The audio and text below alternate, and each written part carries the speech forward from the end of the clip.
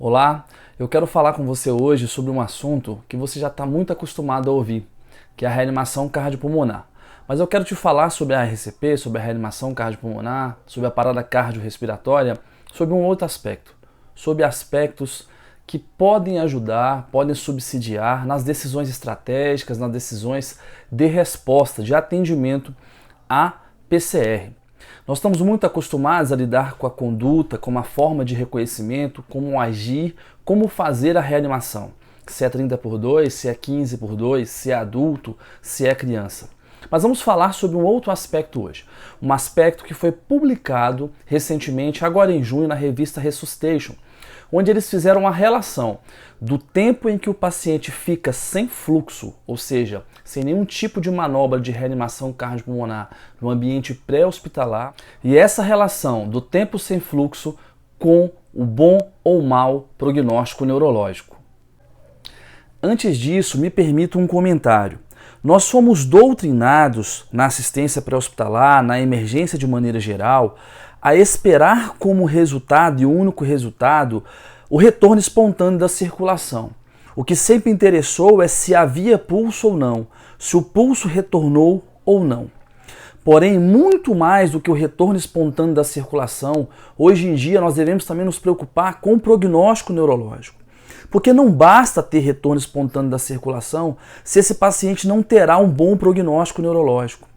Do que vai adiantar o retorno espontâneo da circulação se esse paciente apenas vegetará no hospital, como acontece em muitos casos? É muito natural nós vermos colegas comemorando que depois de 1 hora, 50, 40 minutos de reanimação cardiopulmonar, que houve retorno espontâneo da circulação.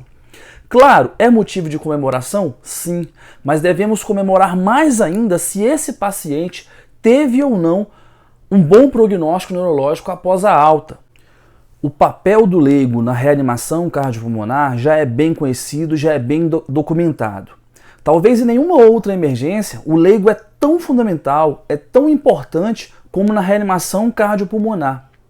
À medida que o leigo consegue oferecer uma compressão torácica de qualidade, principalmente aquela orientada por telefone a um paciente em PCR, o que nós vamos observar é uma probabilidade maior de um retorno espontâneo da circulação e, consequentemente, nesses casos, como ele ofereceu RCP e o paciente ficou um pouco tempo sem fluxo circulante, nós também podemos observar maiores taxas de prognóstico neurológico favorável.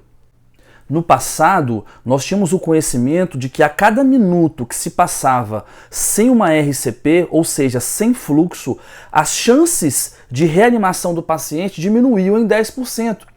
O que torna esse procedimento, o que torna esse evento altamente tempo dependente. Ou seja, a qualidade do atendimento, a efetividade do atendimento depende do tempo e da precocidade que nós conseguimos oferecer àqueles elos da cadeia de sobrevivência que nós conhecemos muito bem. O estudo a qual me refiro analisou os dados de um pouco mais de 7.000 pacientes que teve retorno espontâneo da circulação. A ideia era saber então se o tempo em que ele ficou sem fluxo influenciava ou não no resultado neurológico. E o primeiro resultado muito interessante que esse estudo nos mostra é que a cada minuto que se passa sem fluxo, ou seja, sem reanimação cardiopulmonar nesse paciente fora do hospital, as chances de um bom prognóstico neurológico diminuem 13%.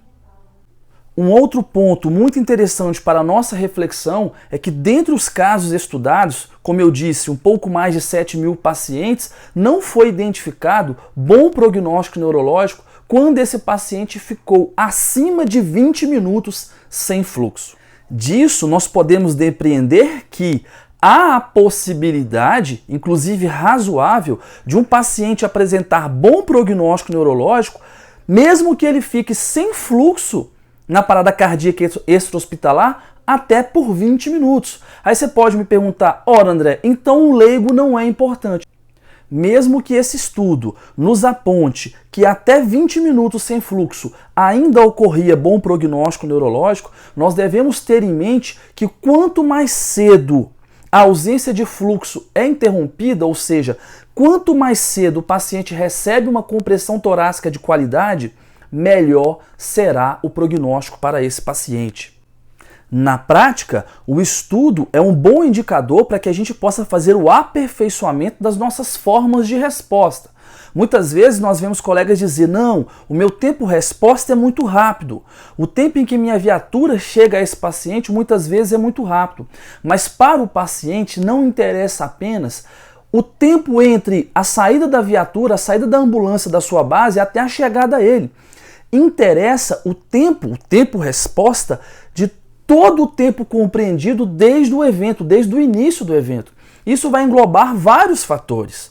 O tempo de ligação, quanto tempo o solicitante, quanto tempo o demandante gastou para ligar, quanto tempo ele ficou na linha com quem o atendeu, quanto tempo demorou para essa mensagem chegar à base ou a um quartel, a um GBM ou uma base onde uma ambulância esteja abrigada, quanto tempo essa equipe demorou para entrar na ambulância, quanto tempo essa ambulância demorou para sair da sua unidade e quanto tempo essa ambulância demorou para chegar ao paciente e iniciar os procedimentos.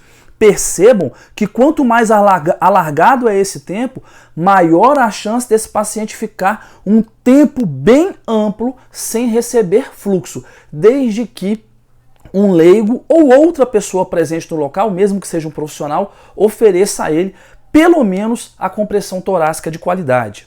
Aqui cabe mais uma vez mencionar a importância do leigo na interrupção do tempo sem fluxo. Mesmo que um leigo não tenha sido treinado, não possua as habilidades previamente treinadas, é muito importante que os atendentes do serviço de emergência orientem o atendimento via telefone. Os atendentes do serviço de emergência devem ser capazes de guiar o leigo tanto para o reconhecimento da PCR como para as condutas diante daquela PCR, principalmente relativas às compressões torácicas. Porque uma coisa é a parada cardíaca com alto tempo sem fluxo. Outra coisa, com melhores prognósticos, é uma parada cardíaca com pouco tempo de interrupção do fluxo, com o leigo atuando até a chegada da equipe de emergência. Tudo bem? Até a próxima!